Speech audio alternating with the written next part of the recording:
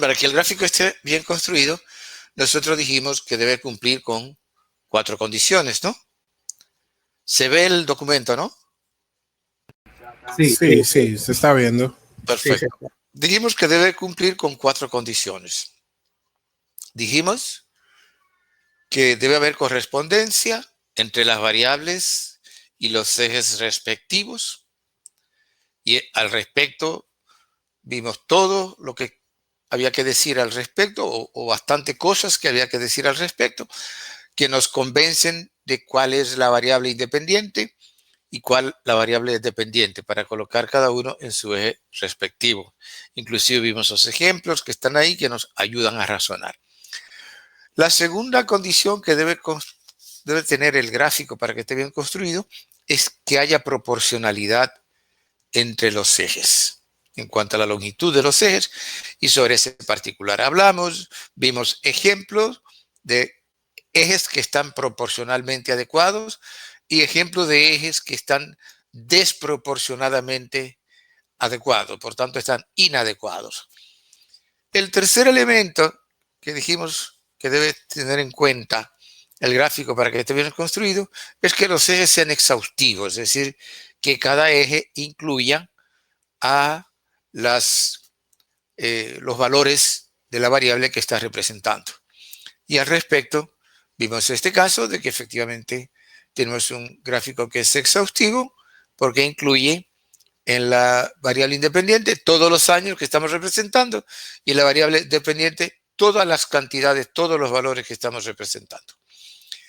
Y el cuarto elemento que debe tomar en cuenta el gráfico es lo que le llamamos integridad estructural, y ahí fue que nos quedamos en la clase pasada. ¿Hasta ahí hay alguna pregunta? Profesor. ¿Sí? No, le iba a agradecer por la información que está prestando y más por la explicación de los gráficos anteriormente porque me ha servido mucho. Ah, perfecto, no, me alegro. Sí, esa es la idea.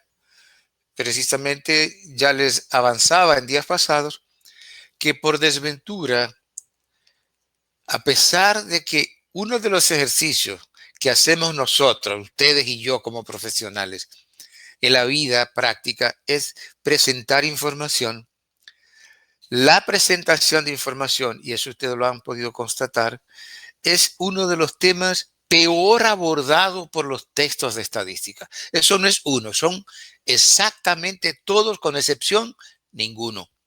Algunos dicen algo, otros simplemente no dicen nada.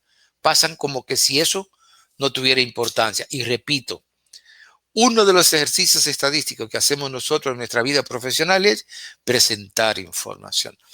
Y precisamente, tomando en cuenta esa falla que tienen los textos, es que he querido hacer énfasis. Ustedes ven cuántos días tenemos hablando solo de presentación de información y todavía nos faltan. Precisamente por eso, porque no es un hoyo, es una laguna.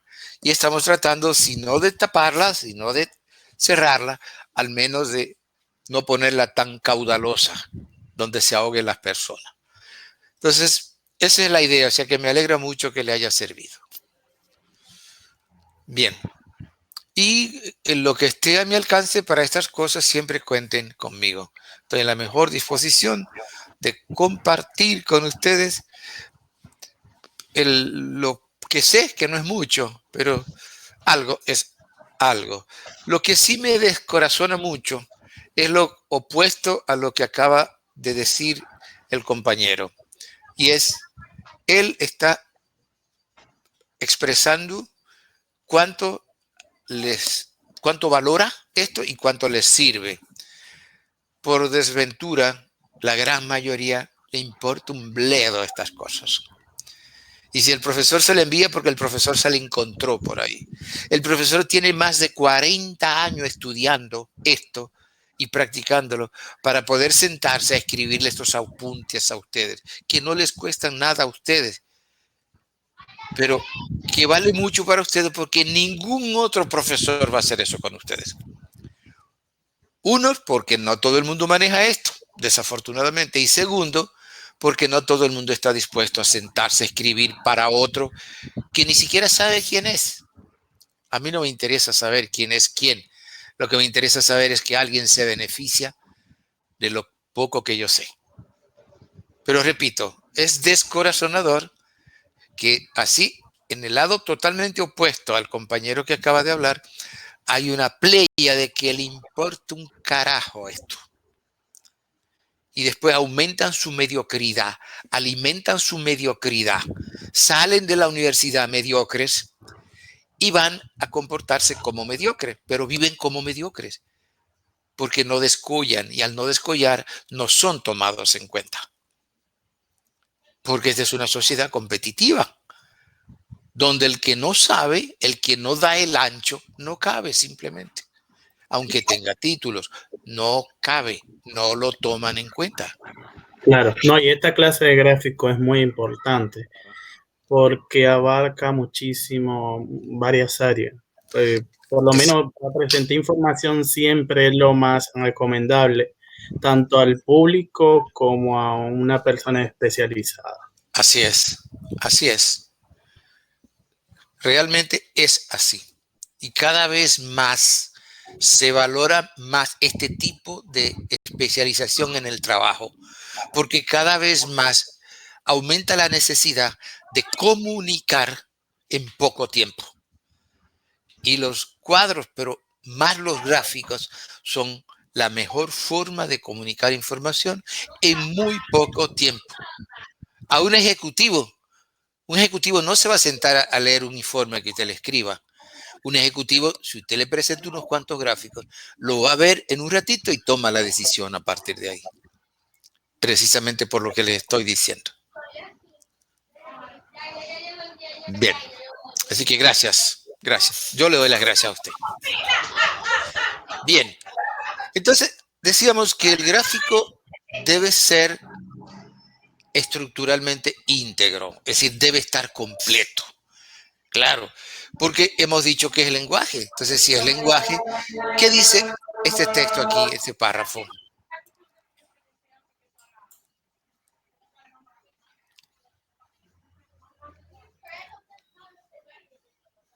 Dice integridad estructural. Si se acepta que el gráfico estadístico constituye una forma de lenguaje a través del cual de forma visual se puede percibir el comportamiento de una o más variables frente a otra, habrá que admitir que para que esto ocurra, ese instrumento debe explicarse por sí mismo. Esto supone que debe poseer el atributo de la integridad estructural, en el sentido de que debe contener todos los componentes. Esto indica que para su construcción deben tomarse en cuenta todas las partes que lo componen, de forma tal que quien los lea pueda comprender su significado, sin necesidad de recurrir a explicaciones externas. Por esta razón, todo gráfico debe contener un título, notas introductorias, si fuesen necesarias, leyenda, en el caso de que se representen dos o más fenómenos o dos o más situaciones de un mismo fenómeno, notas al pie, si son necesarias, y fuente. Perfecto. Entonces, esas son las partes que componen un gráfico. Tiene 3 que son obligatorias, hay 2 que son opcionales, igual que como vimos con el cuadro. Bien. Sobre el título, yo realmente no me voy a detener porque ya vimos con relación al título del cuadro todos los elementos que hay que tomar en cuenta. Y con el título del gráfico es exactamente lo mismo y por tanto ya se dijo lo que se iba a decir, es suficiente. De todas maneras, ¿qué dice acá en este párrafito?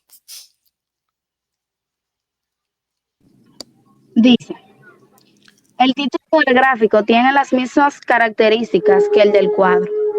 Por esa razón, cuando la información de un cuadro se representa mediante un gráfico, a ambos instrumentos se les pone el mismo título.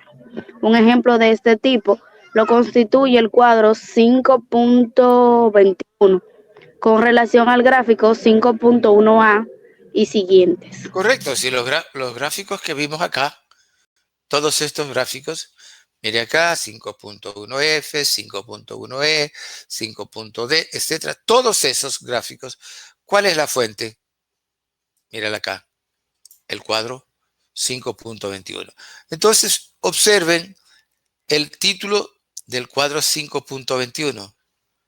Es exactamente el que tiene todos estos gráficos que están acá.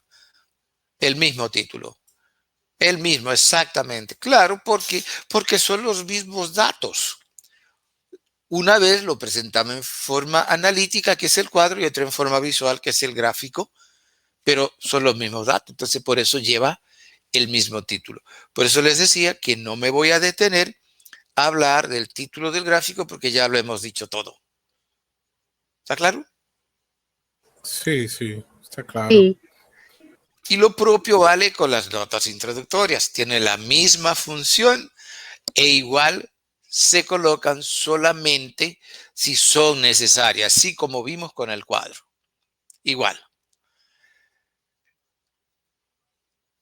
Aquí tenemos, por ejemplo, ponemos acá unas notas introductorias simplemente porque queríamos reducir estos números, no poner números tan grandes aquí en el gráfico. Pero lo propio hicimos con el cuadro también. Usamos la nota introductoria también para reducir el tamaño de los números.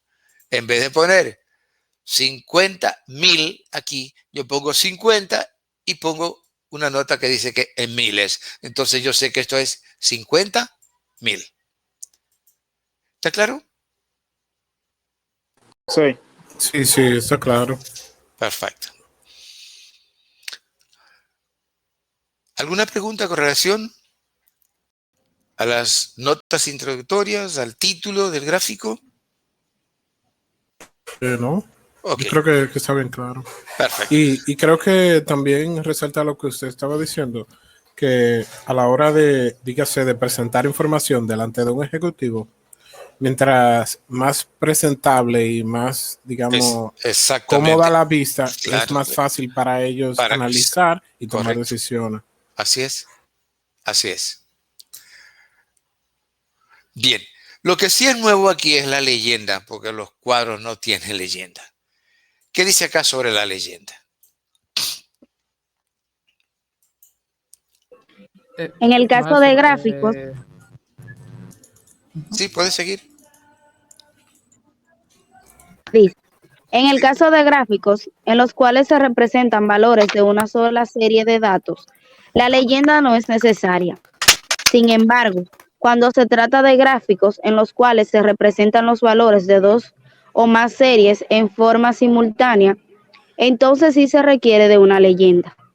En esta, cada serie se representa por un color o sombreado diferente, y cuando se trata de un gráfico lineal, también pueden utilizarse trazados o líneas diferentes. Correcto. Eso supongo que se entiende, ¿no? De todas maneras lo vamos a ver con ejemplos. Lo que ocurre es que es muy importante que ustedes manejen primero los aspectos conceptuales y luego ilustren esos aspectos conceptuales con ejemplos para aprender la parte basada en el razonamiento. Cómo llevar ese concepto a un elemento razonado. ¿Está claro? Sí, sí, está claro. Perfecto. Las notas al pie tienen la misma función que las notas al pie en un cuadro y por tanto tampoco me voy a detener a hablar de las notas al pie porque ya vimos abundantemente las notas al pie cuando abordamos el cuadro. Sabemos que el gráfico también puede llevar notas al pie. Bien, aquí hay un elemento tal vez para abundar un poquitito en lo de las notas al pie. ¿Qué dice este párrafo que está aquí?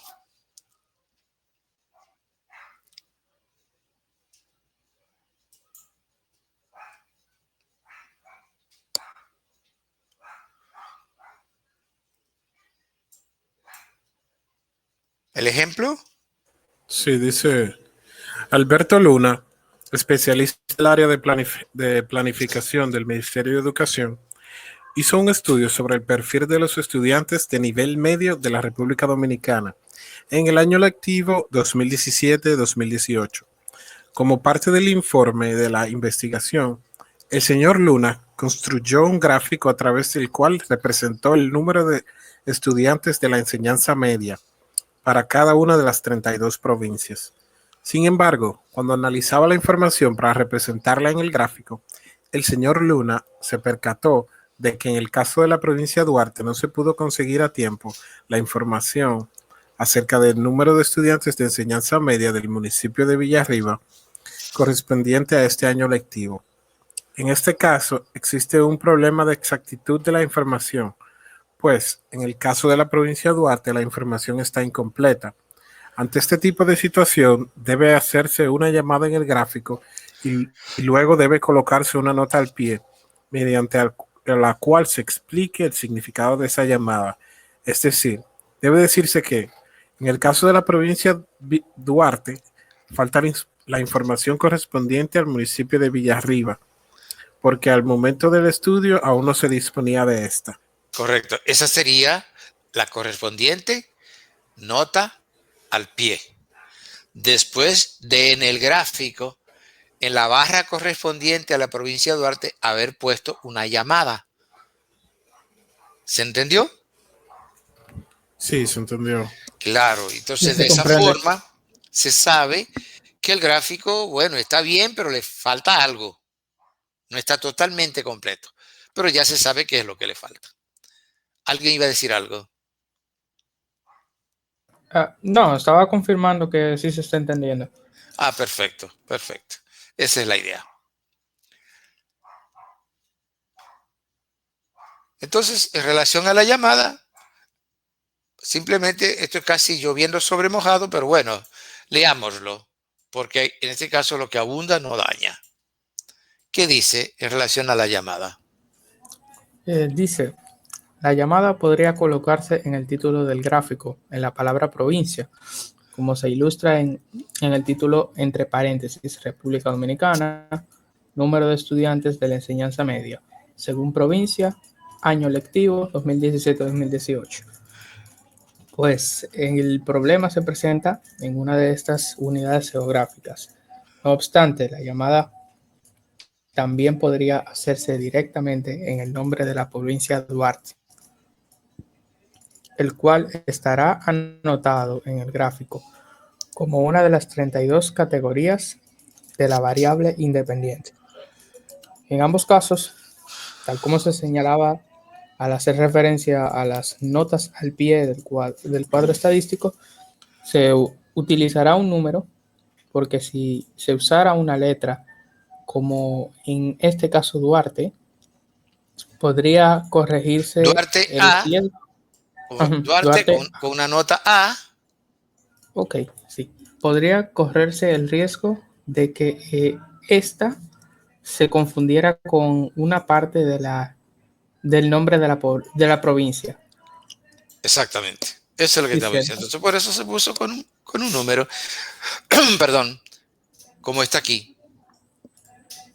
Como está aquí. Correcto, correcto. Bien.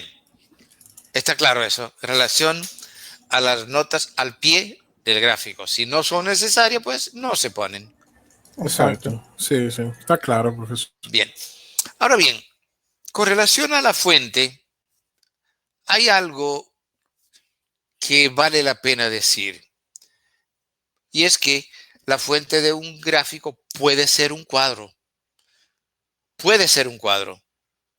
Y de hecho, en este caso, ¿cuál es la fuente? En el cuadro 5.1F, ¿cuál es la fuente? En el cuadro 5.1DE, ¿cuál es la fuente? Dice ahí cuadro 5.21. Correcto. En todos estos gráficos, la fuente es el cuadro 5.21. Entonces, es lo que estamos diciendo, que la fuente de un gráfico podría ser un cuadro como en este caso. Ahora veamos qué nos dice acá en relación a la fuente. Profesor, antes de que usted continúe acá con este gráfico lineal, nunca se va a presentar el caso de que diga como el total en ¿En un, este caso. en un gráfico? En este gráfico lineal, digamos, nunca va a decir como la sumatoria total de casos en caso de que sea de un No, año pero a otro año. ya, porque recuerde que dijimos, a ver si lo encuentro, solo para recordar.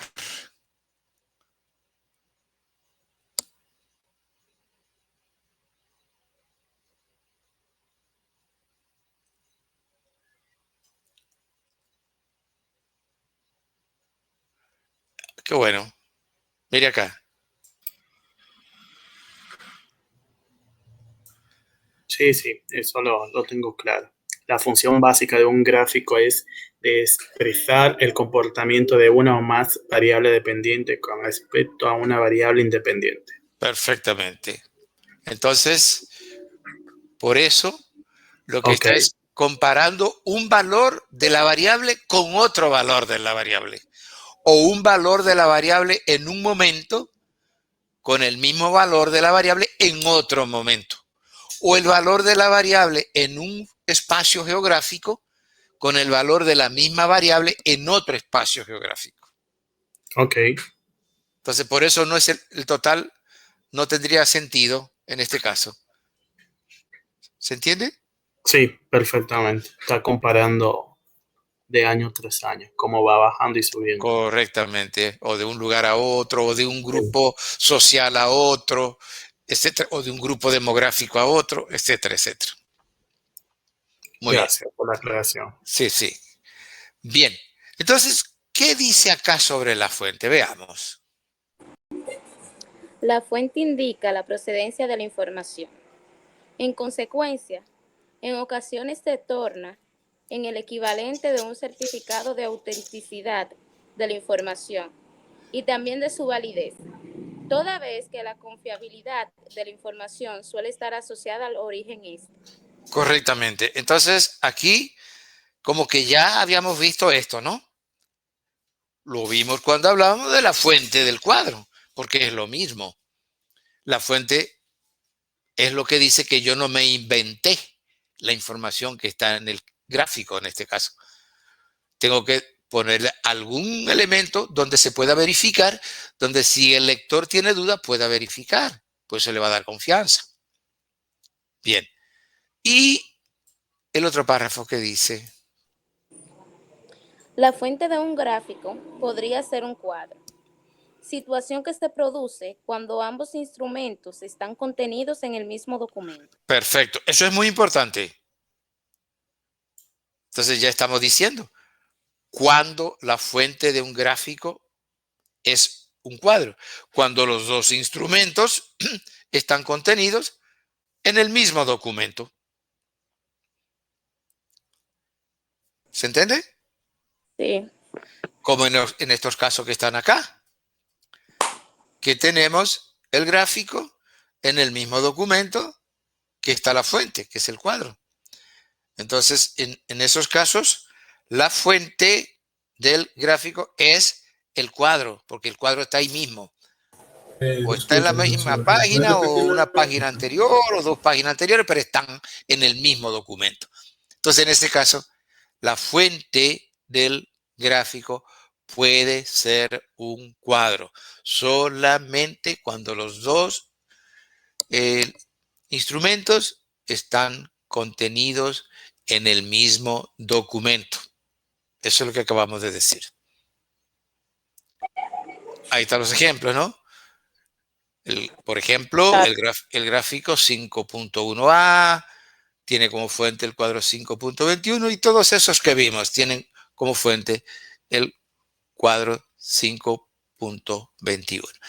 Pero aquí hay un pero. ¿Qué dice? Sin embargo, si para construir el gráfico, Sin embargo, si para construir el gráfico 5.1a se hubiesen utilizado los datos del cuadro 5.21, pero este no hubiese sido incluido en este documento, entonces la fuente del gráfico 5.1a no podría ser el cuadro 5.21, porque no existiera. Por tanto, la fuente sería aquella de donde se extrajeron los datos del cuadro 5.21, es decir, Oficina Nacional de Estadística, República Dominicana en cifras 2017, 2007.santodomingo.2008. Bien, entonces lo que estamos diciendo es esto. Si tomamos los datos de acá, del cuadro 5.21, construimos un gráfico como es este, que se me fue el título, por eso le voy a presentar este. Construimos este gráfico. Perfecto. Entonces, en ese caso, yo pongo, como los dos están juntos, pongo la fuente cuadro 5.21. Pero si después que yo construí el gráfico, digo, bueno, pero la verdad es que el gráfico me lo dice todo. Voy a poner solo el gráfico. No voy a poner el cuadro. Eso yo lo hago con muchísima frecuencia. Con muchísima frecuencia. ¿Quieren verlo? Se lo muestro en 2 segundos. Mírenlo acá.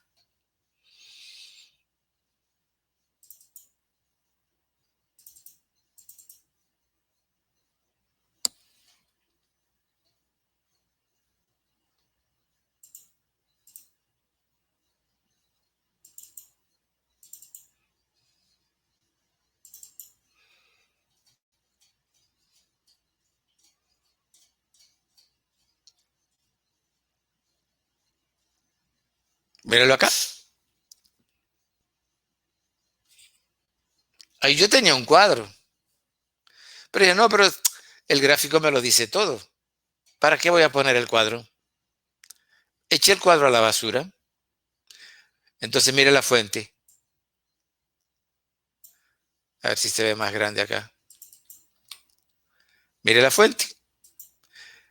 ¿Qué fuente le puse? La misma que tenía el cuadro que yo eché a la basura, que fue con el que yo construí el gráfico. ¿Se ve? Sí, Sí. se puede ver. Perfecto.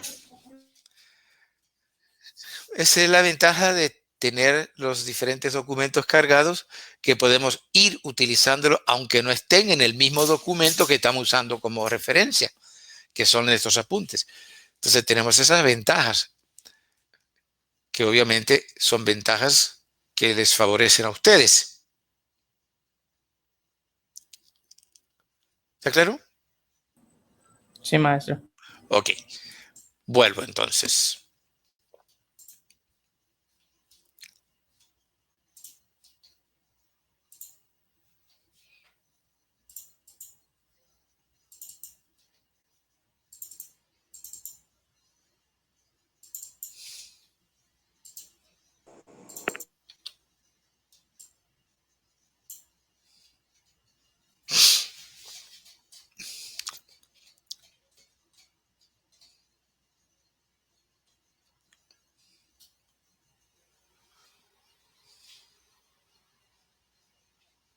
Bien. Entonces, aquí lo que dice es lo que yo acabo de decir. ¿Qué dice?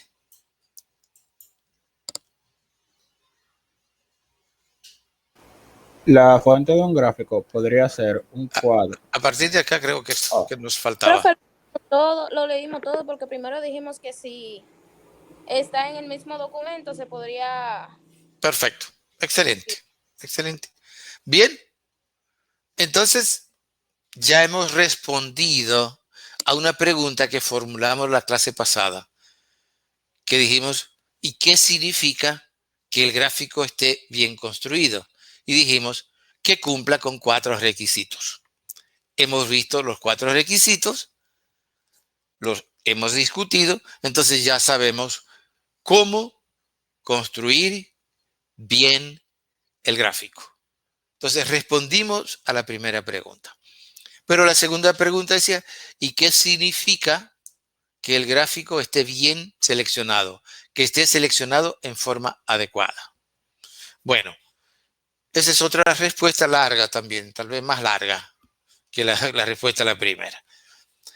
Para asegurarnos de que el gráfico está bien escogido, lo primero que tenemos que hacer es saber dos cosas. ¿Qué tipo de datos yo voy a representar? ¿Qué tipo de serie voy a representar? Y luego, ¿qué tipos de gráficos existen para cada tipo de serie? Es decir, si yo voy a recetar como médico medicamentos para mejorar la salud de los pacientes, lo primero que yo tengo que saber es cuáles son las enfermedades que pueden padecer los pacientes. Tengo que conocerlas. En mi escuela de medicina tengo que estudiarla. Y luego, en las asignaturas de farmacología que tengo como médico, me van a decir cuáles son los componentes activos de los diferentes medicamentos y en función de eso yo sé para qué enfermedad se aplica cada uno de los medicamentos, para qué padecimiento yo aplico cada uno de los medicamentos. Entonces, por eso cuando nosotros vamos al médico con un dolor en una oreja, el primero nos examina y nos manda a hacer análisis. Y en función de lo que dicen los análisis, él dice, lo que te tiene es una bacteria en la oreja. Y para esa bacteria, usted debe tomar un medicamento que se llama antibiótico. Y él le va a recetar un antibiótico. Usted se va para su casa, le dice, debe tomarlo durante 7 días, porque un antibiótico no se puede tomar por más de 7 días, pero tampoco se puede tomar por 2 días, porque ahí lo que hace el microorganismo se hace resistente, porque se hace amigo del medicamento, se hace amigo del compuesto, y ya el compuesto no le hace nada porque son amigos.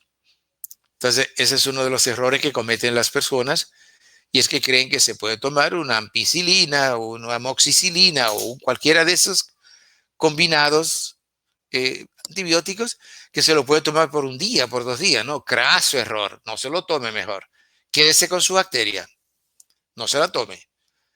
Porque usted va a hacer la bacteria resistente a los antibióticos. Y después no hay antibiótico que se la mate. La bacteria acaba matándola a usted. Pero los antibióticos tampoco se pueden tomar en forma seguida por más de 7 días. Pero el médico sabe cuál es el antibiótico que le va a indicar y le va a decir, tómelo por tantos días. Usted lo toma y al cabo de 2 semanas ya usted está bien. Perfecto. ¿Por qué el médico pudo hacer eso? Primero, porque él conoce las diferentes patologías. Conoce las diferentes patologías porque las estudió. Y después estudió los principios activos de los fármacos y en función de eso, qué fármaco sirve para qué patología. Con los gráficos pasa lo mismo. Para asegurarnos de que estamos eligiendo bien el gráfico, de que al diabético le estamos dando insulina, no glucosa, porque si le damos glucosa se nos va a morir el paciente. Lo que tenemos que darle es insulina. Ahora, el que sufre de hipoglucemia,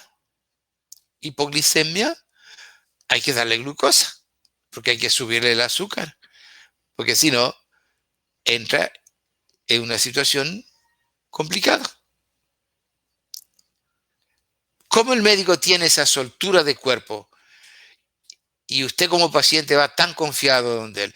Porque él estudió las patologías y estudió los principios activos de las sustancias que se utilizan como medicamentos. Pues usted tiene que hacer lo mismo que hace el médico. Por eso que decía hace un ratito que los estudiantes no quieren estudiar.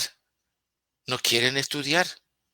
Y yo pregunto, ¿cómo carajo piensan aprender si no estudian? Hay que estudiar mucho. Hay que estudiar y estudiar mucho. Porque si no, no hay aprendizaje. Y si usted no tiene aprendizaje, usted no tiene nada que ofrecer al mercado de trabajo. Y si usted no tiene nada que ofrecer, a usted no lo van a contratar. A no ser para cargar ladrillo. Lo podrían contratar, pero no como profesional para tomar decisiones y resolver problemas. Es así.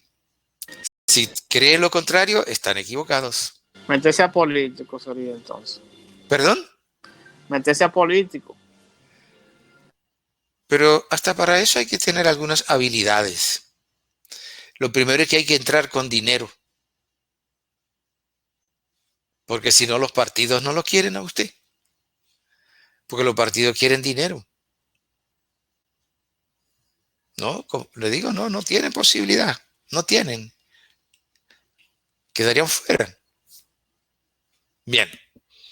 Entonces, eso es un asunto. Eso es un asunto. Y es bueno que le preste mucha atención a eso. Bueno, entonces, lo primero es, vamos a conocer todas las patologías. Vamos a conocer todos los gráficos. Y después vamos a aprender todos los principios activos de la sustancia. Es decir, vamos a aprender para qué se aplica cada gráfico. Eso es lo que nos va a decir a nosotros que estamos utilizando el gráfico adecuado para la serie de datos que tenemos. Esto es muy importante y no está en los textos a los cuales ustedes tienen acceso. Bien. Entonces, vamos a empezar a ver las patologías, vamos a empezar a ver los gráficos. Y al mismo tiempo vamos a ir viendo las sustancias y el principio activo de la sustancia para ver cuál le damos al paciente en función de qué patología presenta. Veamos el más simple de todos los gráficos, que es el polígono de frecuencias. ¿Qué dice sobre el polígono de frecuencias? Leo. Por favor. El polígono de frecuencia se utiliza básicamente para representar distribuciones de frecuencia de variables continuas. Ahí está clarísimo. Ahí le está diciendo. Ya le dijo el medicamento. Le dijo la patología y le dijo el medicamento. Miren acá. Se utiliza básicamente para representar distribuciones de frecuencias de variables continuas. ¿Qué significa eso? Que si usted tiene una distribución de frecuencia de una variable continua, entonces puede usar un polígono de frecuencia. No otro. Vamos a ver. Hay gente que construye un gráfico porque le parece bonito y el gráfico al final no le dice nada. ¿Ah? El medicamento era dulce y a usted le gustó, pero ese no era el medicamento para su patología. Perfecto. Entonces, ¿en qué consiste el polígono de frecuencias? Consiste en una línea que une los puntos de coordenada en la intersección de cada punto medio con su correspondiente frecuencia. En la intersección de cada punto medio con su correspondiente frecuencia. Es la intersección de esos dos elementos. El punto medio con su correspondiente frecuencia. Y aquí, ¿qué dice este párrafo acá? En el cuadro 5.22 se presenta una muestra de 300 niñas de 4 años de edad que fueron pesadas como parte de la encuesta demográfica y salud del 2013, clasificadas de acuerdo al peso corporal, característica que constituye un típico ejemplo de variable continua. Esa misma información se ilustra mediante el gráfico 6. Perfectamente. Dijimos que el polígono de frecuencia se utiliza para representar distribuciones de frecuencias de variable continua. Y aquí tenemos una distribución de frecuencia de una variable continua que es el peso corporal. Fíjense la fuente, son datos del país de ustedes, son datos reales del país de ustedes. Entonces, ahí, como les decía el otro día, la idea de estos ejemplos en su mayor parte, hago un tremendo esfuerzo, ustedes no saben cuánto, para yo construirle este cuadrito y este grafiquito, me demoré primero pedir permiso a Macro International. Significó mandar una comunicación a Macro International en vez de estar en Washington para que me dieran acceso a la base de datos. Me respondieron y me enviaron un enlace y me dieron un código secreto para mí como usuario para que yo acceda a esa base de datos. Y ya en la base de datos la procesé, construir esta distribución de frecuencias y construir este polígono de frecuencia. Yo le pregunto a ustedes, ¿tienen ustedes idea de cuánto trabajo hay insumido en este cuadrito y este gráfico?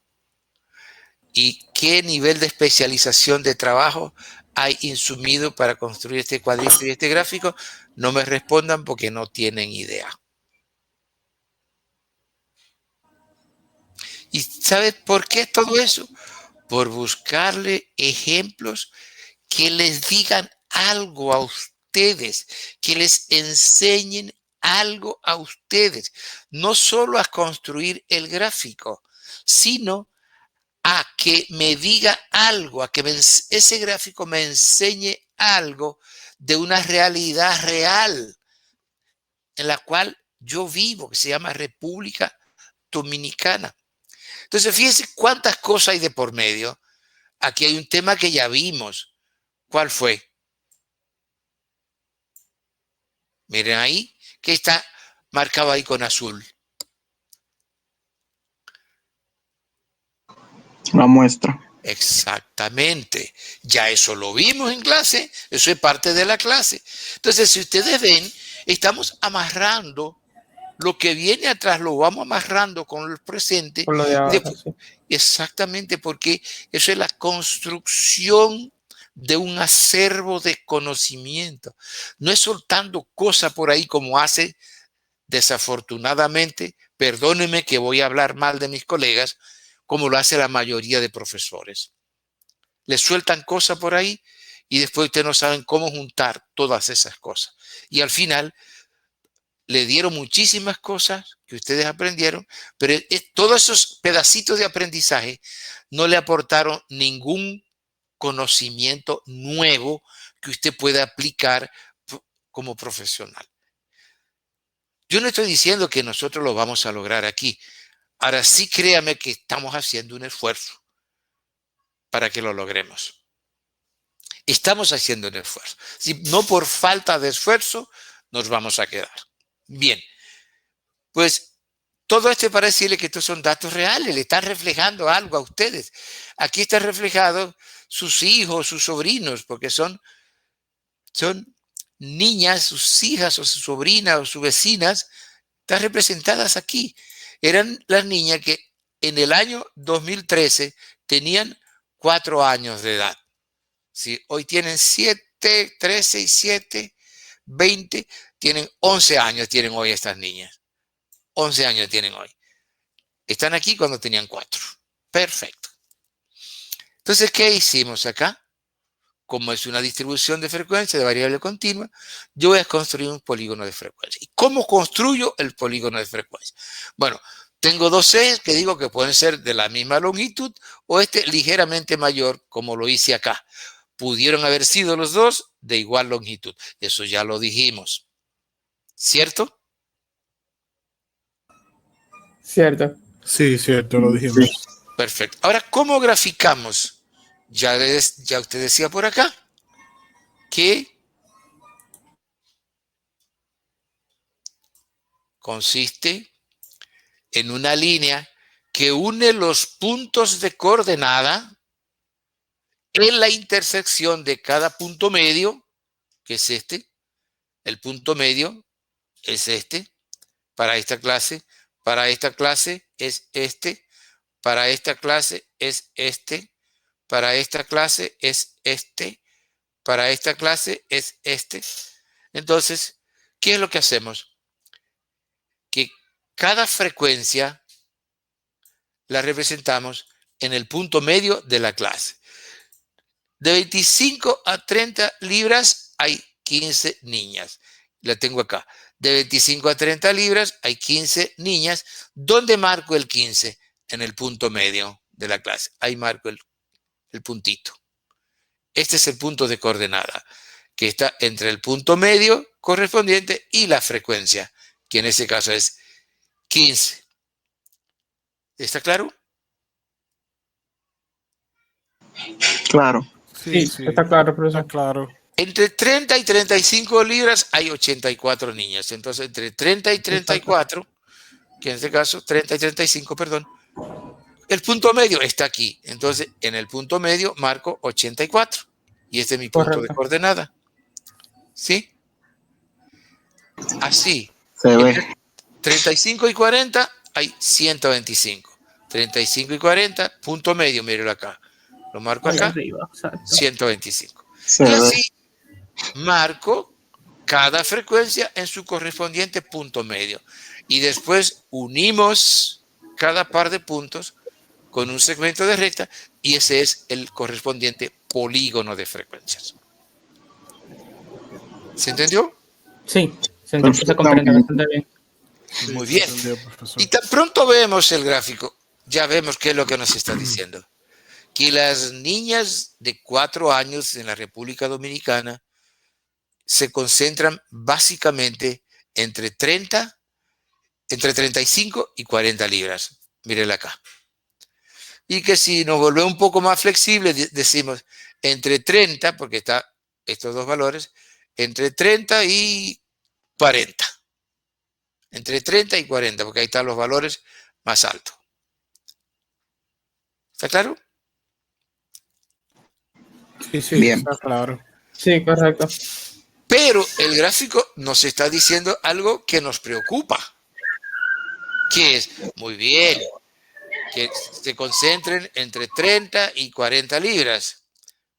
Porque según la Organización Mundial de la Salud, una niña de 4 años debe tener alrededor de 37 libras.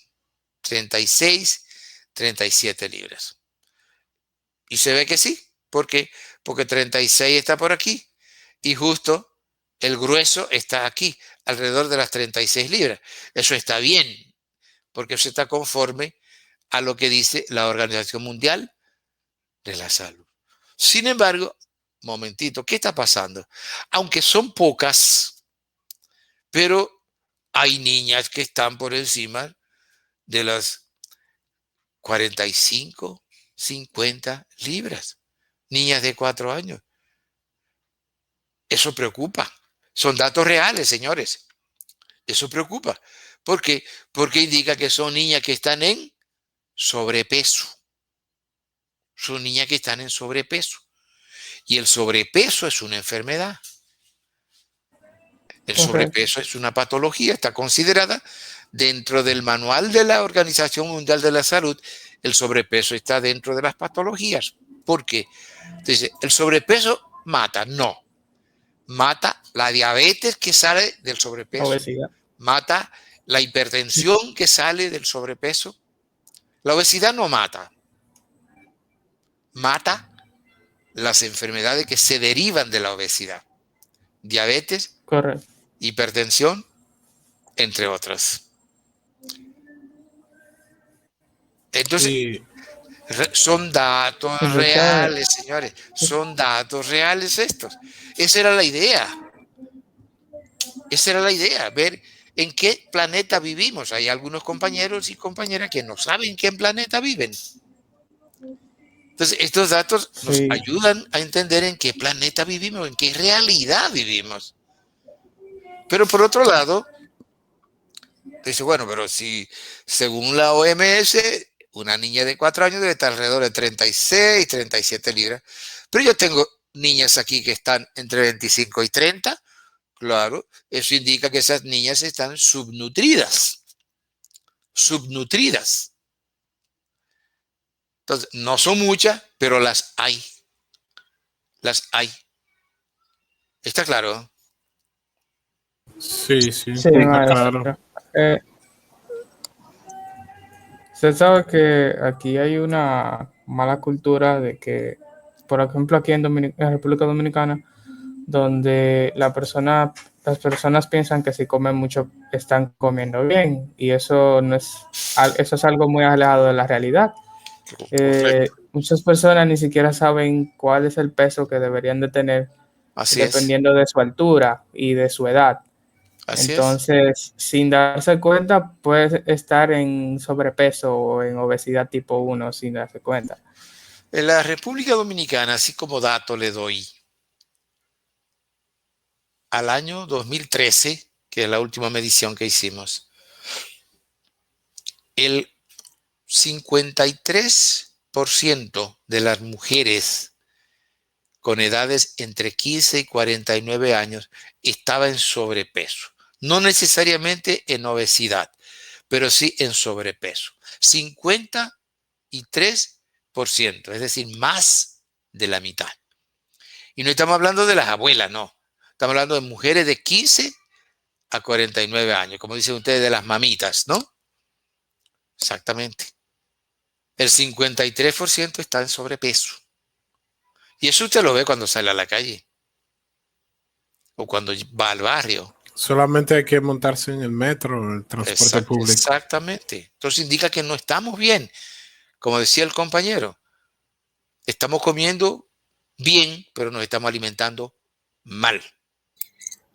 Agregando a eso, la obesidad todavía no se ve como una enfermedad allá en la República Dominicana, se ve como algo como normal todavía.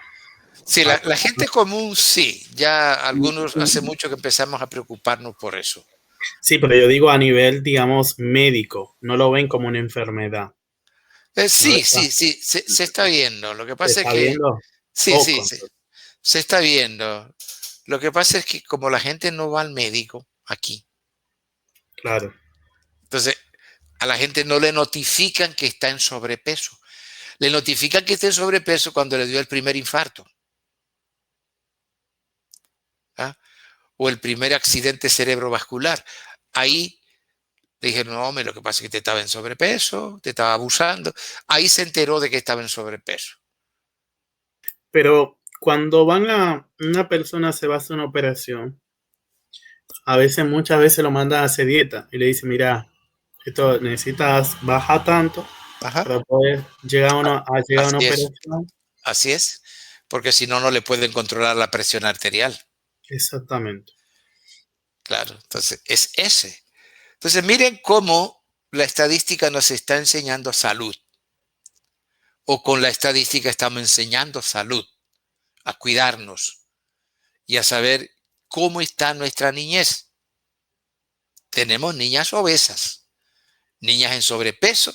Por ejemplo, una niña de 4 años que esté aquí entre los 45 y 50 libras, digamos, está simplemente en sobrepeso. Pero una niña que esté de 4 años, que esté entre 55, que esté por encima de 55 libras, ahí no hay vuelta que darle. Está obesa. Está obesa. ¿Está claro? Sí, está claro. Después de los 50 está obesa. Si lo normal está por aquí, alrededor de 36, 37 libras, ya después de los 50 está obesa. Está obesa. Bien. Algo agregando a eso, profesor, este gráfico yo lo veo mucho, porque yo me hago análisis así generales. Y aquí mayormente los laboratorios, como son todos online, y si siempre lo haces en el mismo lugar, lo vas a ver tu historial desde que empezaste a Claro, hacértelo. claro. Vas a ver siempre cuándo subió, en qué Así tiempo. es. Así es. Y eso es muy importante. Claro. Es el monitoramiento de su salud. Le va diciendo paso a paso cómo usted está y en función de eso, cómo debe comportarse para evitar entrar en una situación que le perjudique. Eso es Tal cual. fantástico. Eso es Claro, fantástico. y eso lo que dicen más allá que, bueno, digamos que si fuiste al médico y el médico te dijo está todo perfecto, ya cuando te vuelvas a hacer el análisis y veas que el gráfico se movió mucho más alto, ya inmediatamente puedes detectar ya que Es hubo exacto, algo que cambió. correctamente. Y ahí empezar, tal vez no a preocuparse, pero sí a ocuparse. Claro, Sí a ocuparse. Como usted dice, ver qué fue lo que cambió para dar marcha atrás. Cambié mi dieta alimentaria, cambié mi rutina de vida. Entonces, vio que lo cambió y el resultado fue negativo, pues usted le da marcha atrás. Pero para eso le sirven estos gráficos. Estos sí, gráficos son como un policía que usted tiene, sí, que le va sí. llamando la atención. Sin embargo, en los gimnasios también se utiliza mucho, Exactamente, mucho, mucho, mucho. Mucho, muchísimo. claro. Perfecto. Entonces, ¿ven la utilidad de los gráficos? Que no es solo una técnica, no, es una herramienta de vida, ya sea en la salud, sea en el comercio, sea en la industria, sea en el transporte, sea en lo que sea, en la educación, etcétera, etcétera. Bien, ¿qué dice este parrafito acá? Lo primero que me interesa que todos los que están detrás de esa pantalla hayan entendido, porque yo no estoy haciendo aquí un striptease de conocimiento, no, no se trata de eso. Se trata de compartir con ustedes, de dialogar con ustedes que ya estudiaron este documento para que saquemos algunos contenidos que puede que ustedes no hayan entendido bien. Esa es la idea. Esa es la idea. Correcto. Bien, ¿qué dice el párrafo? Dice, para construir el gráfico 6 se procedió de la forma siguiente. Primero, se trazaron ambos ejes, asegurándose de colocar la variable independiente en el eje X y la variable dependiente en el eje Y. Luego se marcó cada frecuencia en el punto medio de la clase correspondiente. Esto es, el valor 15 se marcó en el punto medio de la clase 25-30, el valor 84 en el punto medio de la clase 30-35 y así sucesivamente. Continúo. Por favor. Ok. A partir del gráfico 6 se percibe que el grupo más numeroso de niñas es aquel cuyo peso está entre 35 y 40 libras. Por tanto, aquellas que pesan alrededor de 37 o 38 libras. Por tanto, si se toma en cuenta que, de acuerdo a la Organización Mundial de la Salud, una niña de 4 años debe pesar 15.5 kilogramos, es decir, 34.2 libras, podría pensarse que en la República Dominicana existe cierta tendencia al sobrepeso infantil. Esto último cobra más importancia cuando se observa que el brazo derecho de la curva del gráfico 6 tiende a desplazarse más que el izquierdo. Es decir, las niñas cuyo peso está por debajo de 34.2 libras no se alejan mucho de este valor. Por el contrario, entre aquellas que tienen un peso superior a 34.2 libras, existe un grupo importante que se aleja mucho de este valor. Es decir, está muy por encima. En consecuencia, el gráfico muestra que, ciertamente, entre las niñas dominicanas existe una clara tendencia al sobrepeso. Perfecto. Otro aspecto importante de este texto es, de este documento es que le explica, les analiza. Fíjense que aquí le dice en español, le está diciendo lo que hay aquí, lo que esto me está diciendo. Mire, está descrito acá. Y las implicaciones que esto tiene, me lo está diciendo acá. A eso se llama análisis. Eso es lo que ustedes escriben con sus manos cuando hacen el informe de una investigación. Eso es lo que ustedes escriben. ¿Ya? Hace un rato, sí, vine porque estaba poniendo a circular un libro esta tarde y precisamente he recordado mucho de ustedes porque es un libro sobre migración donde está lleno de esto que estamos diciendo, donde utilizamos los gráficos y los cuadros como herramientas para explicar el comportamiento de determinados fenómenos y después los escribimos, es decir, los analizamos y ese es el informe, ese es el libro. Es un informe científico basado en herramientas científicas como son los cuadros, los gráficos, los porcentajes, los promedios, etc. Eso es lo que usamos en ese libro. Eso es lo que usamos en el libro. Bien. Entonces, ¿está claro eso? Está cómo hacer el gráfico, está los insumos para hacer el gráfico, está la explicación del gráfico, es decir, el significado del gráfico, el análisis de esta situación basándonos en lo que nos dice el gráfico. Fíjense que es mucho más fácil analizar esto que analizar esto. Decir o desentrañar la realidad en base a esto que en base a esto. Sí, de verdad que sí. Claro. ¿Alguna pregunta con relación al polígono de frecuencias?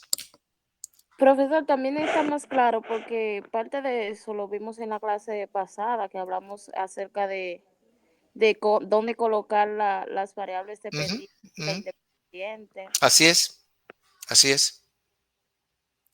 Bien. ¿Alguna otra observación o pregunta? No. Por ahora está bien claro. Perfecto. Veamos el segundo gráfico, que es el histograma. Estamos yendo desde los gráficos más simples hasta los más complejos, porque ese debe ser el principio didáctico de enseñanza de cualquier concepto. Bien. ¿Qué dice sobre el histograma?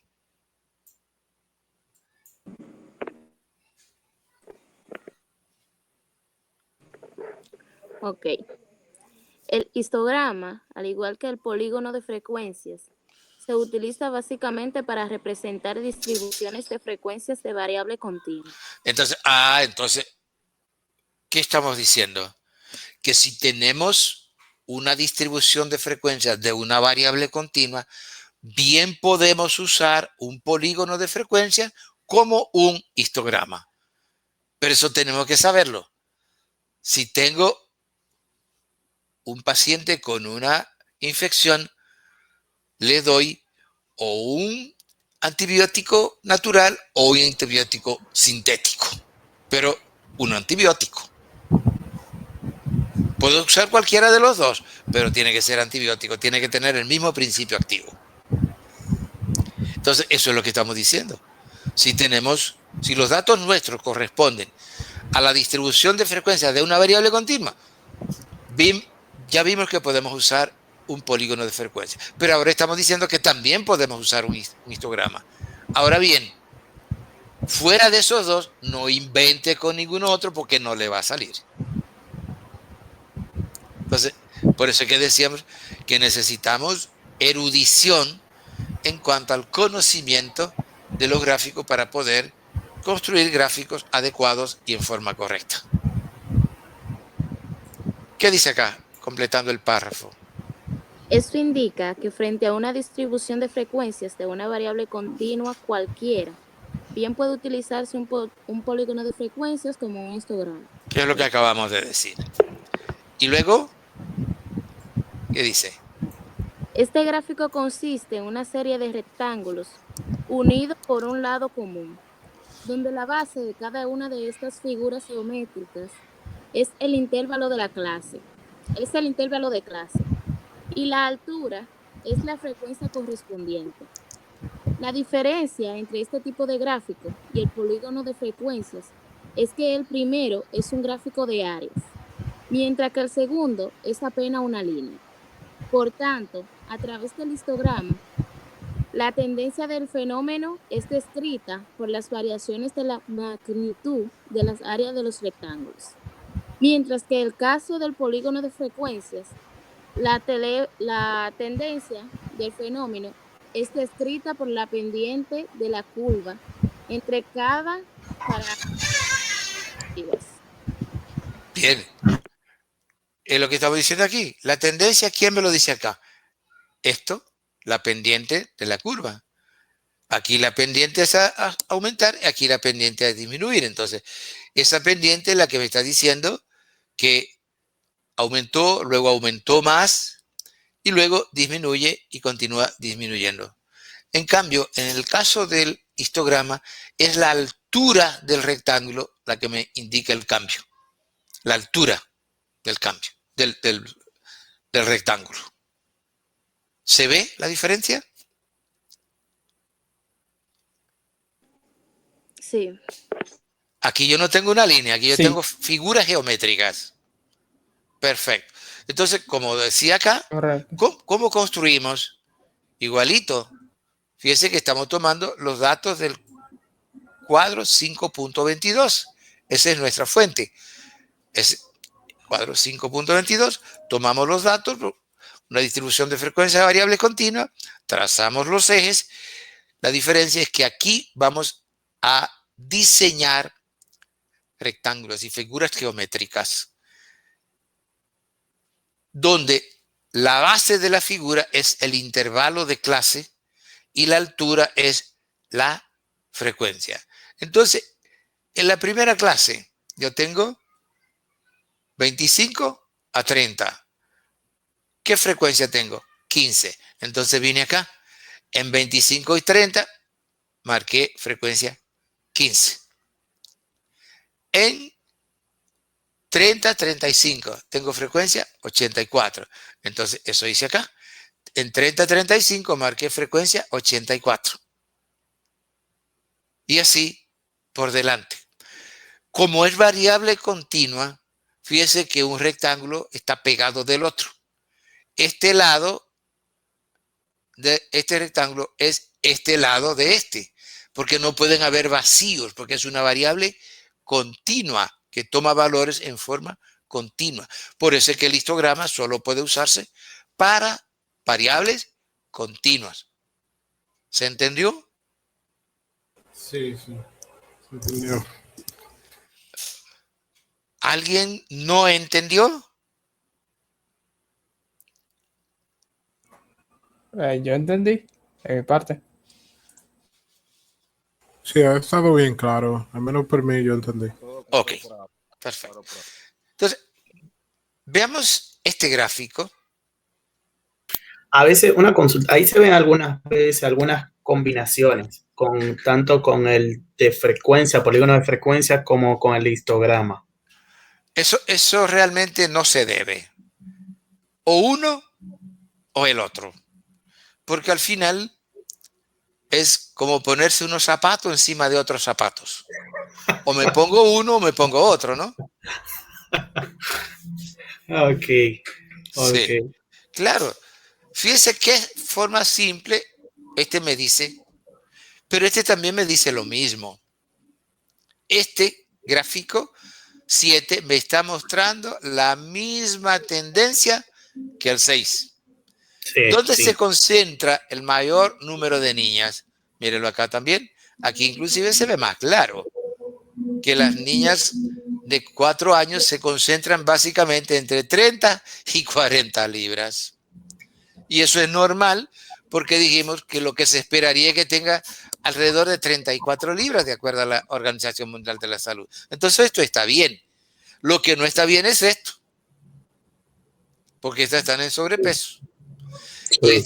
Y esto tampoco está muy bien, porque quiere decir que aquí hay niñas que están por debajo del peso normal, podrían estar en riesgo de subnutrición, que es una condición de salud, igual que el sobrepeso también es una condición de salud. Ninguna de las dos es deseable. ¿Está claro? Sí, sí, está claro. Entonces, miren qué fácil ese gráfico nos está mostrando una realidad. ¿Alguna pregunta? Por ahora no tengo preguntas. Bien. De momento no. Ok. Ya, bueno, aquí lo que estoy diciendo es lo que nos dice el gráfico. Eso es para ustedes, no para mí. Bien.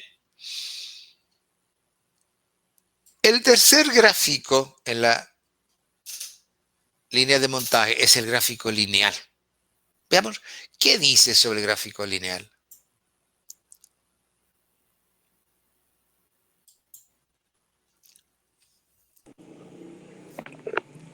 El gráfico lineal se utiliza para representar series cronológicas y series cuantitativas. Consiste en una línea que une los puntos de coordenadas correspondientes a la intersección de cada valor de la variable independiente, con su respectivo valor de la frecuencia. Con miras a ilustrar, en relación a este aspecto, se presenta el cuadro 5.23 con información correspondiente a una serie cronológica, la cual se ilustra mediante el gráfico 8. Perfecto. Estos son datos reales también. Mire la fuente. Son datos reales. Dice República Dominicana, número de líneas de teléfono inalámbrico existentes según año 2002-2006. Tenemos aquí una serie cronológica y por tanto está ordenada cronológicamente. Muy bien. Aquí yo voy a representar, yo dije ya aquí, o más bien la compañera dijo, que el gráfico lineal se utiliza para representar series cronológicas y series cuantitativas. Bueno, aquí tenemos una serie cronológica, entonces veamos cómo la representamos. Muy simple. Mire, el título es este mismo que está aquí. Ahora, para no poner esos números tan grandes aquí, ¿qué hicimos? Pusimos una nota al pie. Perdón, una nota introductoria. Una nota introductoria. Para no poner estos números tan grandes, mire, pues son muy grandes. ¿Se ve? Sí. Sí, se puede ver. Perfecto. Entonces, es mucho más fácil leer esto que leer esto. Pero además, esto le pesaría demasiado si le ponemos todos esos números acá. Resolvimos con una nota introductoria. Perfecto. Y luego, representamos cada frecuencia. Si dividimos esto entre 1000, sería 1760. En el año 2002, 1760. Y acá, y lo marco. En el 2003, 2127, ¿no? 2127. Entonces, 2127, lo marco acá, en el 2003. En el 2004, 2552, ¿no? Porque estoy dividiendo por 1000. 2552. 2552 está por acá. Y así represento cada frecuencia en su correspondiente año. Alguien podría pensar, pero el gráfico lineal se parece al polígono de frecuencia. Yo le digo, en nada se parece. En nada. El polígono de frecuencia lo estamos usando para representar frecuencia correspondiente a toda una clase. Ese 15 corresponde a toda la clase. Este 84 corresponde a toda la clase. Por eso lo representamos en el punto medio, que es el valor más democrático que representa, o el valor que más democráticamente representa la clase, es el punto medio. ¿Se entiende? Sí, sí. En cambio, en el gráfico lineal, estamos representando la frecuencia en un valor exacto. 1760 en el 2002. Un valor exacto. Correcto. 2127 en el 2003, en un valor exacto. Entonces, el gráfico lineal no se parece al polígono de frecuencia. ¿Está claro eso? Sí, sí, está claro. Sí, está claro. Perfecto. ¿Qué dice entonces este texto acá?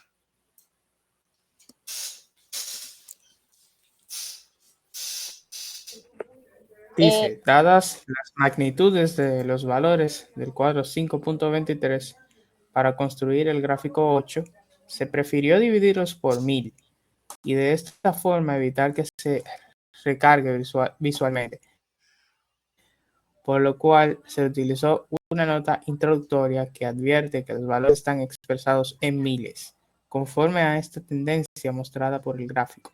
El número de líneas de teléfono inalámbrico experimentó un aumento importante de los años y 2004. No obstante, a partir del 2004 se produjo un incremento aún más elevado, lo cual puede estar explicado por un aumento en el número de empresas que ofrecen este tipo de servicio a través del año 2004. A partir. Lo cual pudo haber... a partir, sí. Lo cual pudo haber producido un abaratamiento tanto en el precio de los aparatos como de los servicios. Perfecto. Entonces, fíjese que esto es análisis. Eso que está marcado es análisis, porque es la explicación al fenómeno. ¿Se entiende? Sí, se entiende. ¿Y los demás entienden? Sí, profesor. Sí, sí, sí, claro. Claro, porque el gráfico no nos dice esto. El gráfico nos muestra esto. La explicación tenemos que darla nosotros. La explicación es lo que se llama análisis.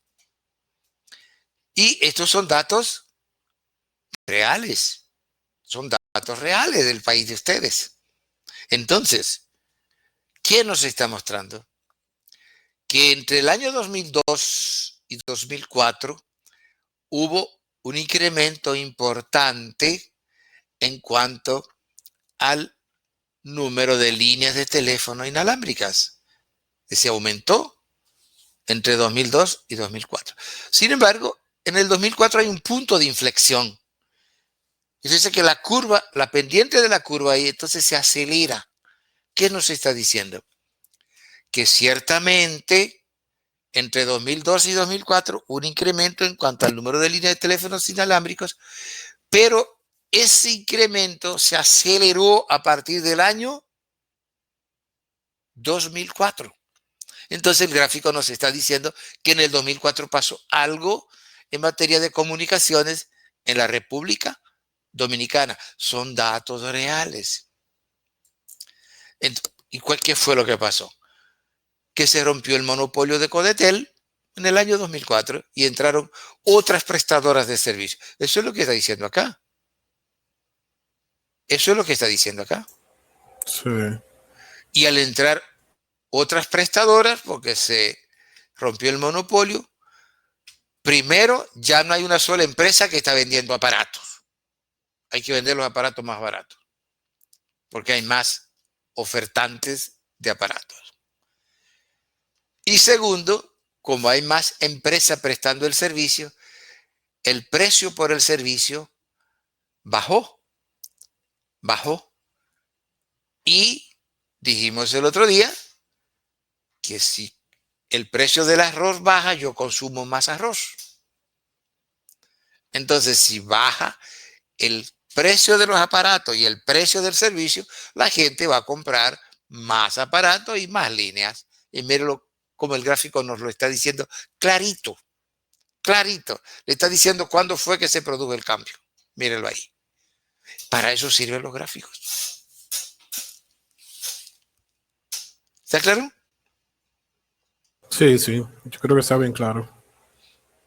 Bien. Sí, está claro. Veamos un segundo ejemplo acá de gráfico lineal. En el gráfico 9, que dice República Dominicana, número de hogares según número de dormitorios disponibles, 2010. Y aunque no tiene acá la fuente es este cuadro 523, que son datos reales. Dice, mire la fuente acá. La fuente es el 10º Censo Nacional de Población y Vivienda. Como nosotros dijimos acá, que el gráfico lineal puede usarse para representar series cronológicas, pero también series cuantitativas. Hemos visto un ejemplo de representación de una serie cronológica y aquí estamos viendo un ejemplo de representación de una serie cuantitativa. Mira, aquí tenemos una serie cuantitativa. Cuantitativa discreta, ¿no? Porque el número de dormitorios es una variable cuantitativa discreta. Solo puede tomar valores enteros. Bien. Y eso fue lo que hicimos acá. Nuestra variable independiente, acá. Nuestra variable dependiente. Y luego representamos cada frecuencia en su respectivo valor de la variable independiente. Con vivienda sin dormitorio, 106.035, aquí lo tengo, 106.035. Vivienda con un solo dormitorio, 636.498, mírenlas acá. Y así las representé y luego las uní con un segmento de recta y ahí tengo el correspondiente gráfico lineal. ¿Qué me dice? ¿Qué cosa? Que el número de viviendas aumenta conforme aumenta el número de dormitorios. ¿Hasta cuánto? Hasta 2 dormitorios. Porque a partir de ahí, conforme sigue aumentando el número de dormitorios, empieza a disminuir el número de viviendas. ¿Qué nos está diciendo? Que las viviendas grandes son pocas y las viviendas muy pequeñas también son pocas. Entonces, ¿cuáles son las que abundan? Las que tienen entre 1 y 3 dormitorios. Mírenla acá, es la parte más alta de la curva. Las que tienen entre 1 y 3. Sí, 1, 2 y 3. Siendo las que tienen 2 las más numerosas. Miren qué rápido nos lo dice. Nos está diciendo que la vivienda dominicana en cuanto al número de dormitorios no es muy grande. No es muy grande. Las grandes son pocas, mírenla acá. La parte baja de la curva. Son pocas. ¿Se entiende? Sí, se entiende y está bien claro. Y también es algo que nosotros se puede decir que vivimos, porque Claro. creo que también una gran mayoría de nosotros vive rentado o alquilado. O sea que en el momento en que uno sabe, digamos, que sus padres o lo que sea están buscando vivienda, uno sabe que las que más abundan son usualmente de 2 o 3 habitaciones. Así es. Así es. ¿Está claro? Muy claro, para mí bien claro. Bien. Entonces, ¿qué dice el texto acá? Como un segundo ejemplo de su uso del gráfico lineal a través del gráfico 9, se ilustra la serie cuantitativa expuesta mediante el cuadro 5.24. De acuerdo a la tendencia mostrada por este instrumento estadístico, los hogares que más abundan en la República Dominicana son aquellos que poseen 2 cuartos para dormir, pero un grupo importante posee un solo. Posee un solo dormitorio e inclusive un buen número de hogares no posee aposentos. Por tanto, si se toma en cuenta que en el país cada hogar tiene en promedio entre 3 y 4 miembros, existen razones para postular que una buena parte de las personas viven en condiciones de hacinamiento en los hogares. Correcto. Miren cómo el gráfico nos está llevando a postular una situación de malas condiciones de vida en los hogares. Solo un gráfico. Con solo mirar ese gráfico. Si por otro lado ya sabemos eso que decíamos, que el número promedio de personas por hogar es alrededor de 3.4, es decir, entre 3 y 4, entonces resulta que el número, si la vivienda más común tiene 2, pero hay muchas que tienen 1. Y hay otras que ni siquiera no tienen dormitorio. Entonces, eso nos está diciendo que es muy probable que un segmento importante de la población dominicana viva en condiciones de hacinamiento, es decir, muchos en un solo dormitorio. ¿Se entiende? Sí, sí. Le voy siguiendo Sí, correctamente. se entiende. ¿Alguna pregunta? De momento no, de mi parte. Ok. ¿Y qué dice acá el gráfico? Perdón, el párrafo. A través de un gráfico lineal pueden presentarse dos o más fenómenos en forma simultánea. Sin embargo, para que esto sea posible, los fenómenos deben cumplir con las dos condiciones siguientes. 1. Deben estar relacionados. Y 2. Deben corresponder a la misma serie. Un escenario de este tipo corresponde a las informaciones exhibidas en el cuadro 5.24 y luego ilustradas a través del gráfico 10. Dado que en esta ocasión se están presentando dos fenómenos al mismo tiempo,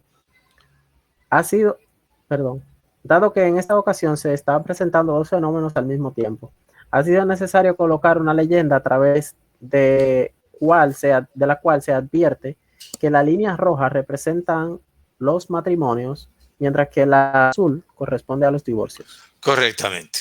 Entonces, el gráfico 10 también es un gráfico lineal. La diferencia es que en esta ocasión estamos representando dos fenómenos al mismo tiempo. Dos fenómenos al mismo tiempo. ¿Y podemos hacer eso? Sí, siempre y cuando se cumplan estas dos condiciones. Que los dos fenómenos estén relacionados y que los dos fenómenos correspondan a la misma serie. Perfecto. ¿Cuáles son los dos fenómenos? Matrimonios y divorcios. ¿Están relacionados? Por supuesto. Para divorciarse primero hay que casarse. Y para divorciarse, en ese caso, indica que están relacionadas. ¿Corresponden a la misma serie? Sí, ambas corresponden a la serie 2001-2007. Entonces, perfectamente las puedo representar mediante el mismo gráfico. ¿Se entiende? Sí, sí. Entonces, lo vamos siguiendo. trazo los ejes, mi variable independiente, que son los años, mi variable dependiente, que son, fíjense que aquí tenemos dos variables dependientes. Son los matrimonios y los divorcios. Son dos. Y les represento acá. Número de matrimonios y divorcios. Fíjense que siempre debemos poner en el eje el nombre de la variable o variables que estamos representando. Aquí representamos los años. Entonces, aquí está año. Aquí representamos los matrimonios y divorcios. Entonces, número de matrimonios y divorcios. Tomo los matrimonios y los represento para un gráfico lineal con los matrimonios acá para cada año. Y luego que terminé, trazo, es decir, hago la unión de los pares de puntos con un segmento de recta y ya tengo el gráfico lineal de los matrimonios. Y ahora hago lo mismo con los divorcios y los uno y ya tengo un gráfico lineal de los divorcios. Pero en este caso aparece por primera vez la leyenda. Tengo que decir qué significa la línea roja. Los matrimonios. La azul, los divorcios. Miren qué fácil se hace la lectura. Y aquí vemos cómo varían el número de matrimonios con relación al número de divorcios. Entre el 2001 y 2002, los matrimonios disminuyen un poquito, ¿no? Luego, a partir del 2002 hasta el 2004, aumentan. Primero más lentamente, después se acelera un poquito. Y finalmente, entre 2006 y 2007, vuelven a disminuir igual que lo hicieron al inicio del periodo. ¿Está claro? Los divorcios, Sí, está claro. los divorcios, por el contrario, aumentan entre 2001 y 2003, aumentan y tiende a acelerarse el aumento. Ustedes ven que la pendiente cada vez es mayor. Pero entre 2004 y 2005 disminuyen, luego aumentan, luego entonces empiezan a oscilar. A partir de 2004 empieza a oscilar anualmente. Ya no hay una tendencia clara. A esa tendencia se le llama errática. ¿Por qué es errática? Porque no está definida. Usted no puede decir sube como aquí, o como aquí, o no puede decir que baja, sino es errática. Sube y baja. Usted no puede predecirla. Por eso se dice que es errática. No errada, no. Errática. Errática quiere decir que no está definida. Usted que dice, fulano tiene una conducta errática. Pero si usted no sabe cómo va a reaccionar. Porque ahora frente a una situación reaccionó de una manera y después frente a la misma situación reaccionó de una forma totalmente diferente. Entonces tiene una conducta errática. Porque si frente a una situación reacciona de una forma y cuando esa misma situación vuelve a repetirse, él reacciona de la misma forma, entonces tiene una conducta que es predecible. ¿Se entiende? Sí, se entiende. Ok. Correcto. Entonces, estamos claros en eso, ¿no? ¿Y qué dice acá el texto al respecto? Dice, ciertamente los matrimonios y los divorcios constituyen dos fenómenos relacionados. Toda vez solo puede divorciarse quien está casado, dado que uno de esos dos estados constituye el opuesto del otro. Podría esperarse que las razones que hacen que uno tienda a aumentar deberían hacer que el otro disminuya. Por tanto, si así fuese, estos dos fenómenos deberían relacionarse de una forma inversa. De esta forma, cuando uno aumenta, el otro debería disminuir. Así, por ejemplo, una situación de bonanza económica generaría posibilidades de que las personas solteras adquirieran mejores posibilidades para casarse, de la misma manera que ante la existencia de una buena situación económica, en los hogares existirían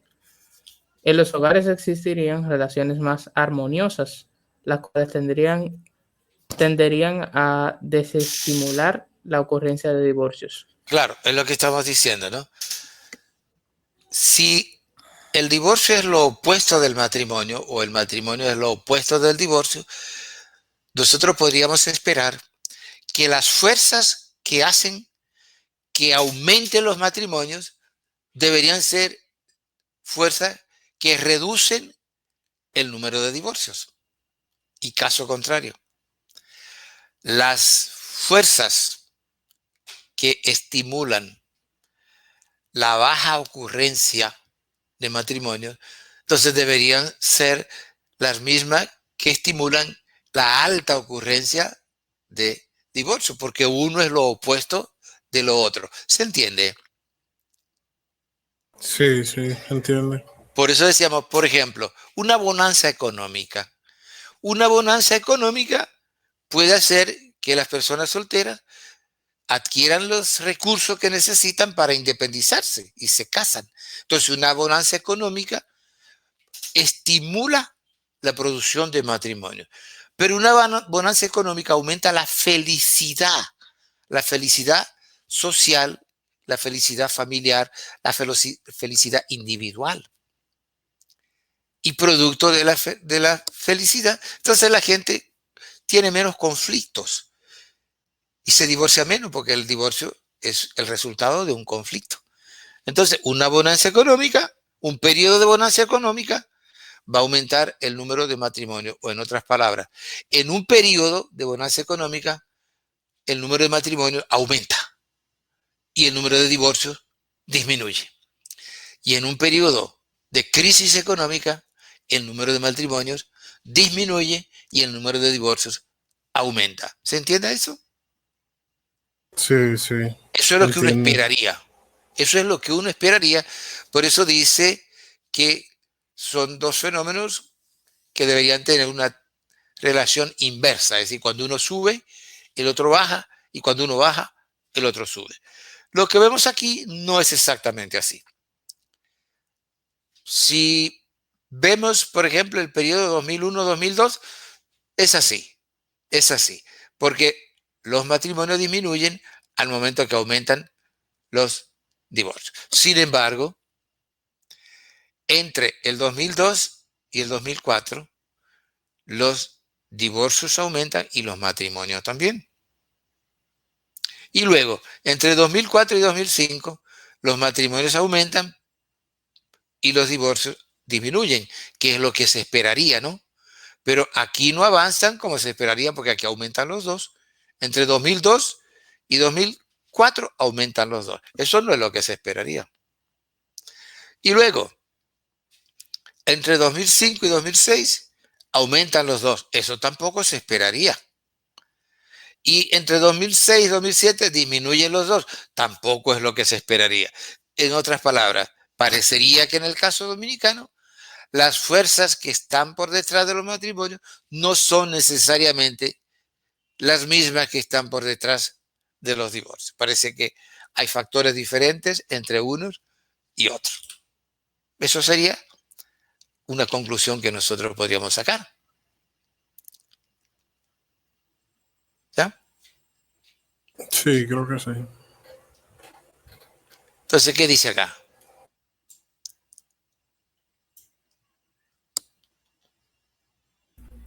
De acuerdo a la tendencia exhibida por el gráfico 10, la relación que se esperaría entre los dos fenómenos se verifica en el periodo 2001-2002, cuando el número de matrimonios disminuye, mientras los divorcios aumentan, y también en el 2004-2005, cuando se produce la situación opuesta.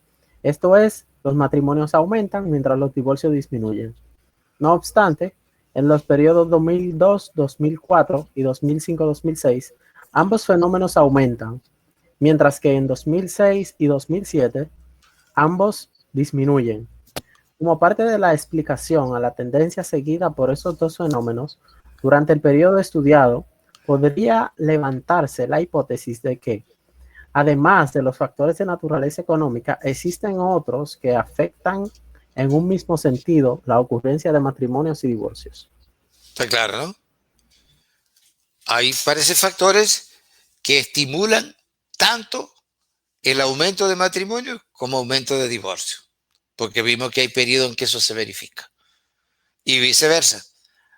Parece que hay factores que reducen la ocurrencia de unos y otros. Entonces quiere decir que esos no son de naturaleza económica, porque nosotros sabemos que los de naturaleza económica, está clarísimo, influyen de manera inversa.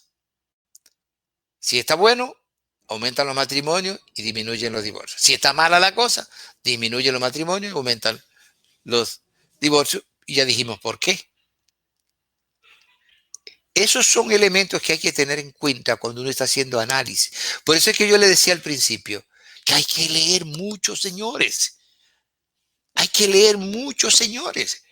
Porque cuando usted se enfrente a esto, para usted poder dar la explicación, usted tiene que tener información más allá de lo que usted tiene ahí. Esto que estamos diciendo ahora es más allá de lo que tenemos aquí. Entonces, ¿cómo lo podemos tener? A través de la lectura. Tenemos que leer mucho. Para ser profesionales hay que leer mucho. ¿Está claro? Sí, correcto. Estoy de acuerdo ahí también. Veamos un tercer gráfico lineal. ¿Qué dice acá?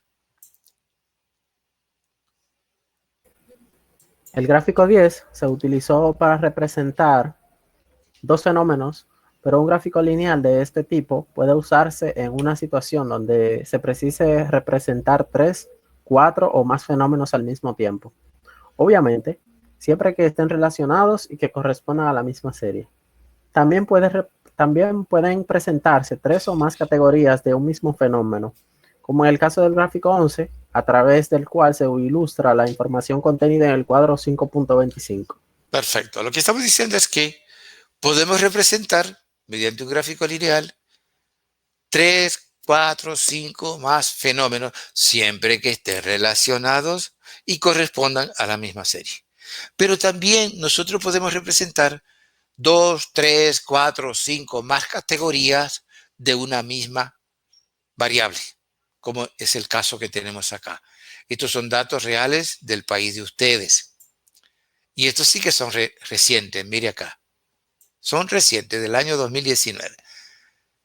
Dice República Dominicana, número de estudiantes matriculados en las 4 áreas tradicionales de la educación superior, según año 2010-2017. Perfecto. Entonces aquí tenemos, desde 2010, una serie cronológica. Por eso usamos un gráfico lineal. Porque el gráfico lineal se utiliza para representar series cronológicas y series cuantitativas. Entonces tenemos acá una serie cronológica. Y estamos representando, aquí tenemos la variable independiente, la variable dependiente. Y aquí anotamos el nombre de la variable dependiente, aquí el nombre de la variable independiente. Y aquí representamos cada una. Comenzamos primero con ciencias jurídicas. ¿Cuántos estudiantes de ciencias jurídicas había en 2010? ¿Ya? Vamos acá. 37.404 en el 2011, 35.905 en el 2012, 40.000 y así representamos cada una en una línea. Y ponemos aquí la leyenda que nos dice que esta línea azul representa los estudiantes de ciencias jurídicas. La línea roja representa a los estudiantes de educación. Eso que le acaban de cerrar la inscripción en las escuelas por el bajísimo nivel que están teniendo. No sé si ustedes están enterados de eso. Y esta línea verde representa a los estudiantes de ciencias de la salud. Muy bien. Entonces, ¿qué vemos acá? ¿Qué vemos acá? Que en el periodo 2010-2017, fíjese qué pasó con los estudiantes de ciencias jurídicas. Se mantiene casi igual entre 2010 y 2011, pero se dispara en el 2012 y a partir de ahí disminuye y se mantiene sin cambios en el tiempo. Sí, algo pasó. Se mantuvo sin cambios en el tiempo. ¿Qué pasó con los estudiantes de ingeniería y arquitectura? Que bajaron entre 2010 y 2013 y a partir de ahí se mantuvieron prácticamente sin cambios en el periodo. ¿Qué pasó con los estudiantes de educación? Que bajó ligeramente entre 2010 y 2012, pero a partir de ahí aumentaron y a partir del 2014 se dispararon. La matrícula se disparó. Son datos reales del país de ustedes. Eso nos dice el gráfico. Mientras que los estudiantes de ciencias de la salud se mantuvieron con un incremento moderado, pero casi constante, a no ser en el año 2013 que baja un poquito. Pero si usted se olvida del año 2013 y sigue aquí, se mantuvo creciendo siempre, pero de forma moderada. Entonces, fíjense que son patrones diferentes. Para fines de la planificación de la educación superior, este gráfico es fundamental porque nos dice, fíjense, qué pasó con la educación, con las carreras de educación. Fue una locura. Eso fue una locura. Eso no obedece a nada de planificación. Eso fue una explosión. Y pasó lo que tenía que pasar. Hubo que cerrar las escuelas ahora, porque ahí entró todo el que no estaba en condiciones de entrar, entró ahí, lo dejaron entrar. Mírenlo acá. Fíjense lo que está pasando ahora. Hay una crisis nacional por eso. Mire, ya yo lo había predicho acá, con este gráfico. Ya lo había predicho con este gráfico. ¿Ven el poder que tienen estos gráficos? Sí, de verdad que sí. Bien. Entonces, para terminar, ¿qué dice ese párrafo? Dice, El gráfico 11 muestra que las carreras del área de la educación experimentaron un ligero descenso entre el 2010 y el 2012. Sin embargo, en el periodo 2012-2017 aumentaron de forma acelerada. A su vez, la matrícula estudiantil en las carreras del área de la salud aumentaron de manera importante y sostenida entre el 2010 y el 2017. Al mismo tiempo, la matrícula de las carreras del área de derecho se mantuvo casi constante, mientras que en las carreras de ingeniería y la arquitectura, la matrícula tendió a disminuir durante el periodo 2010-2013 y a partir de ese año se mantuvo sin grandes cambios en el tiempo. Perfecto, eso es lo que nos está diciendo este gráfico. Y eso es lo que nosotros escribimos para que los que no saben estadística interpreten qué es lo que está diciendo este gráfico. Eso es lo que escribimos. Y como les decía, eso es lo que los textos no le dan a ustedes. Los textos no incluyen esto. No incluyen esto. Porque se sobreentiende que usted tiene que saberlo. ¿Está claro? Sí, está claro. Bien. Por el día de hoy nos quedamos por acá. Yo les sugiero estudien estas cosas. Yo les envié algo hoy que fue una reflexión que hice, porque la verdad es que yo estoy muy preocupado. Y no estoy preocupado solo por ustedes, yo estoy preocupado por este país. ¿Sí? ¿Qué es lo que estamos haciendo de este país? Estamos haciendo una porquería. Y nosotros somos parte de esa porquería. Somos parte de quienes la creamos y somos parte de la porquería. Entonces yo lo que traté de hacer un llamado a la reflexión, porque la verdad que les digo que lo que veo no me gusta. No me gusta. Así que piensen qué están haciendo con sus vidas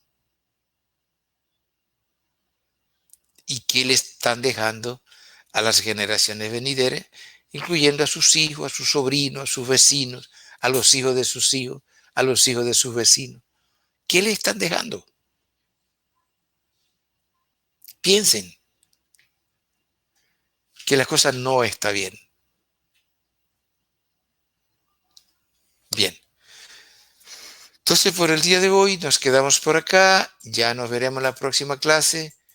Yo les sugiero que aprovechen que tienen a alguien que les quiere enseñar y que tiene ganas de enseñarle y que tiene algo que enseñarle. Aprovechen eso, que no lo van a ver aquí con frecuencia. Y sí lo van a necesitar a futuro. Eso se lo aseguro. Bien. Pues pase feliz resto de la noche, profesor. Ustedes también. Muchas gracias, profesor. Cómo no, para servirles. Que te pase buenas noches. Ustedes también. Chao. Muchas gracias, maestro. Pase bueno.